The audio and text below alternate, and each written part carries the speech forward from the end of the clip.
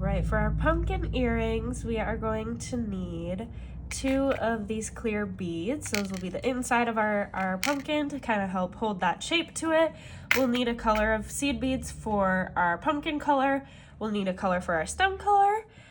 2 earring, like shepherd's hook things for the end to attach our pumpkins to. Some elastic string, as well as a threader to go with it.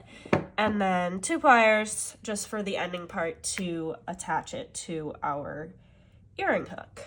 So to start us off, we are going to open up our threader like this, just very gently. You can open a little hole there, thread your string through, and then if you kind of grab both ends of it and just give it a little tug, it'll stay nice and secure there. So then we are going to start off with our big clear bead. We're just going to thread that on there, bring it close to the end here, and we're going to tie a couple knots to keep it secure. So you can do whatever kind of knot feels best to you. I'm just going to do a couple knots like this with just a simple cross, kind of like how you tie your shoes. Now, once we have this tied to our bead, I've kind of turned it so the knot is on the inside here so you can't see it as well. We're just gonna make it so that our string is coming out from the middle so that we can wrap around the outside. So I'm going to pick up 4 beads of my pumpkin color.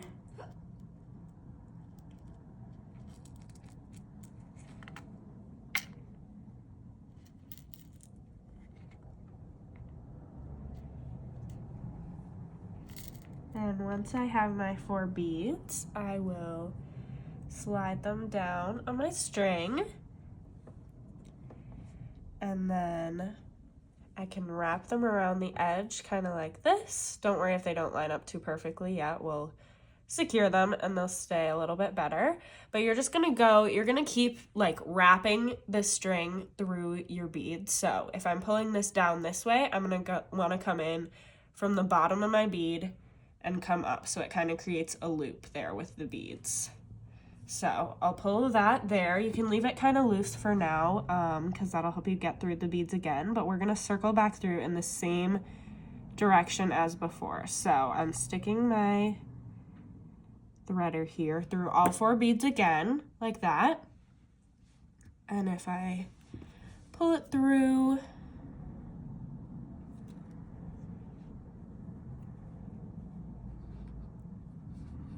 keeping it somewhat tight to the beads so it doesn't go crazy. It can kind of help to kind of hold that line there too, and you can pull it like this. They will secure on here.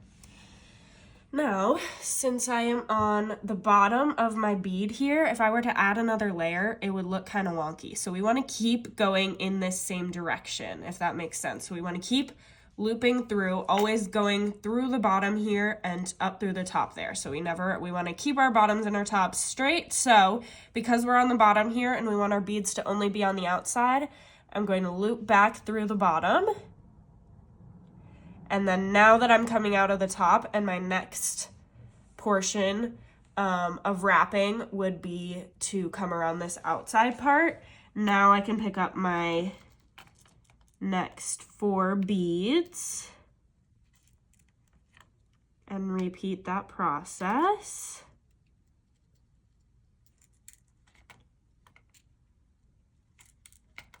So I just take those 4 beads, slide them down like this, making sure they align how I want them to, and just putting them next to my other beads. This one's slid down here. Sometimes you can kind of scoop them out with that, otherwise the pliers might be helpful as well. Just to keep those on the outside. So I'm gonna line those up next to my other beads, loop back through,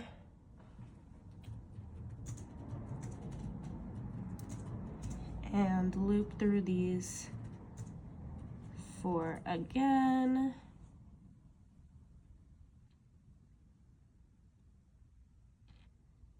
In that same direction we've been going this whole time. So, continuing to keep that looping structure that we've been doing before as we fill in our beads around the circle. And you'll notice as you start to pull them tight, they'll kind of line up next to each other like this. And so then to keep creating your pumpkin, you're just going to fill in all of the layers as densely as you want to. Just keep doing the same looping pattern until your pumpkin is filled.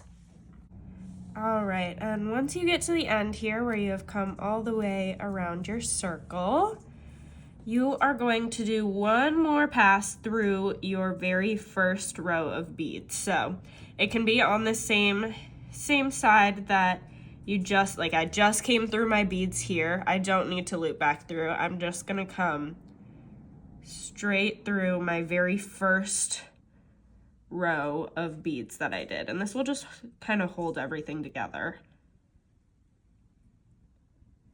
So I'm gonna go through all 5 of those beads and pull it through. And then once I'm at the top here, I'm gonna kind of create a web for the stem to sit on. So I'm gonna go back and forth across this inner circle here, and I'm gonna kind of just loop underneath one of these loops of our clear string that's across the circle. So you just wanna catch on there somehow, and you're gonna loop through and just go back and forth across the circle to create this web-like structure. All right, and once you have created this kind of web-like structure, I'm gonna try and get this string a little more centered. So I'm just going to stick straight down into the web, really doesn't matter where. Just stick that straight down, and then I'm gonna flip this over, and don't mind those beads that I have in the middle there. I just counted wrong one time, and so I moved them to the middle. But I'm gonna try and poke this through back up to the top as centrally as I can. So just kind of play around with it in there until it's in a location that you like. And you feel like your bead is going to be pretty central if you put it on top of where your threader is. So now that I have that on there, I'm going to grab one of my black beads for my stem. I'm gonna thread it down like this, and then I'm gonna do that same thing that I just did, where I stick it in somewhere in the center and stick it through to secure that bead.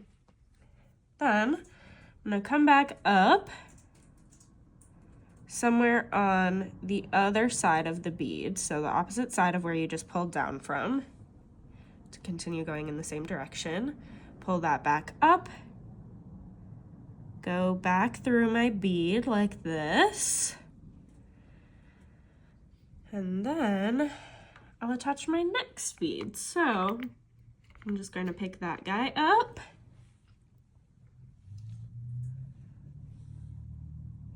we'll go here, and then the way that we are going to attach this is by looping back through this bottom bead. So if you kind of look at it here, you'll see that our string is coming from this side. I'll kind of point with my threader here.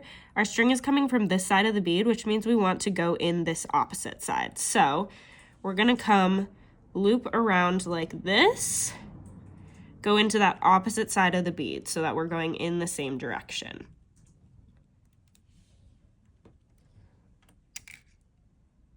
and then we'll pull it tight. And so then our bead will kind of just sit on top of there like that.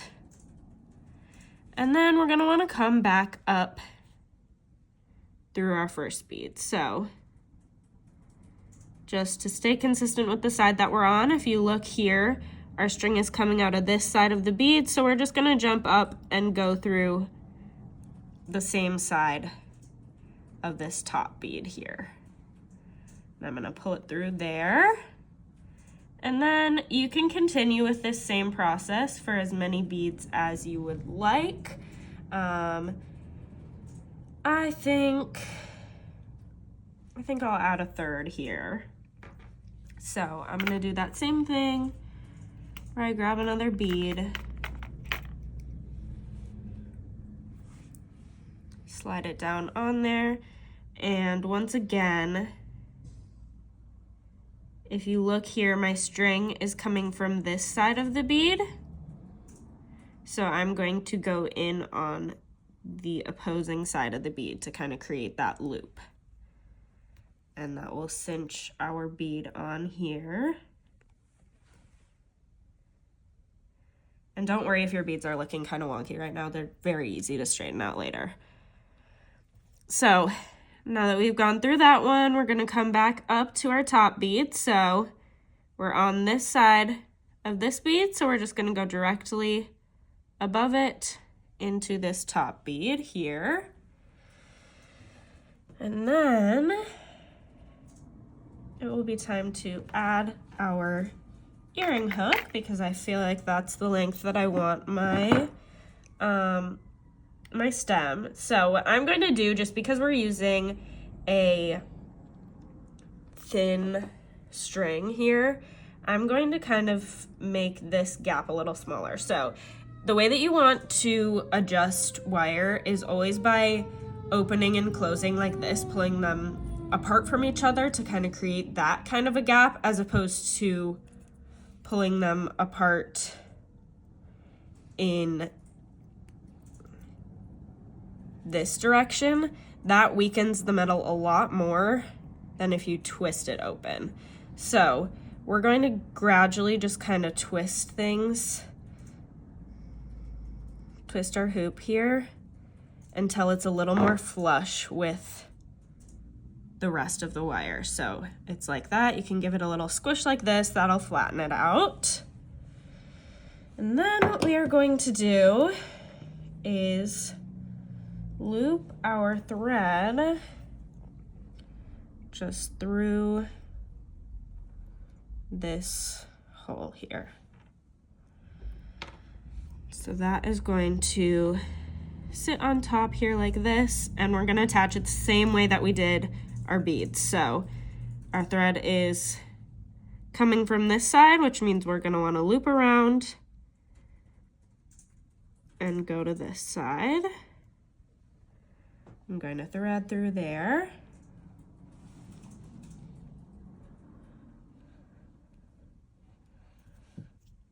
Pull it nice and tight. And our earring hook should sit on top just like that. So all that's left now is to tie it off. And the way that we are going to do that is by kind of just snaking back through our beads from before. So we're coming out of this side of this one, so I'm just gonna go directly below it on the same side of the bead. So on the one below it, I'm going to stick my threader, and you'll notice it gets increasingly harder to do this as you go because you have so much string in there, but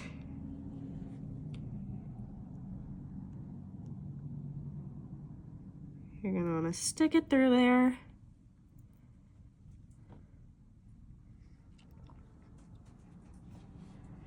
And pull it tight.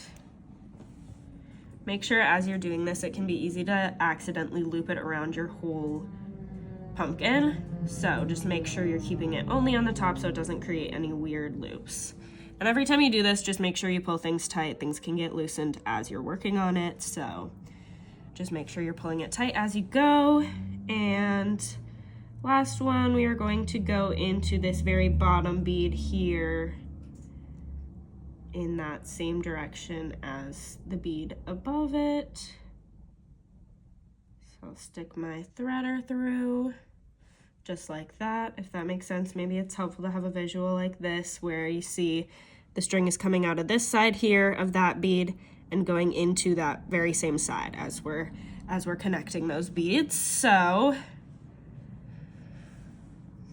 that will kind of just help keep that line straight for you. So now that we're at our very bottom bead here, I'm just going to stick it through, and we're going to kind of hide our knot in the middle of our larger bead. So we're going to stick it through here, and then I'm going to stick it through again, but leave kind of a tail, and these parts it really doesn't matter where you're sticking it through, but I'm going to leave this kind of tail here so that I have something to tie it off with. You can stick a finger in there to kind of hold on to it, and then just stick this back through.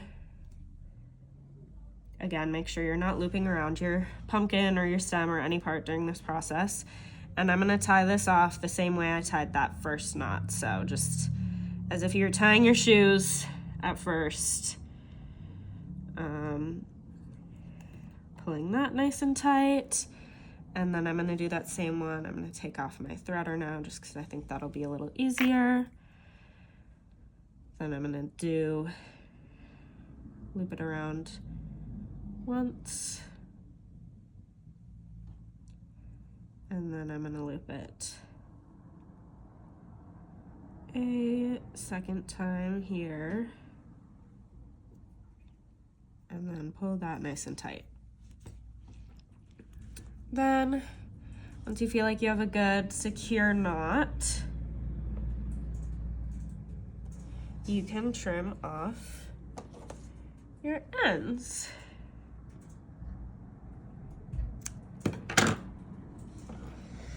And then your pumpkin is all completed. You can kind of adjust it to make sure it looks the way you want to. You might have to adjust some beads, line them up, adjust the stems so that it's positioned how you want it to, and then you have your completed pumpkin earring.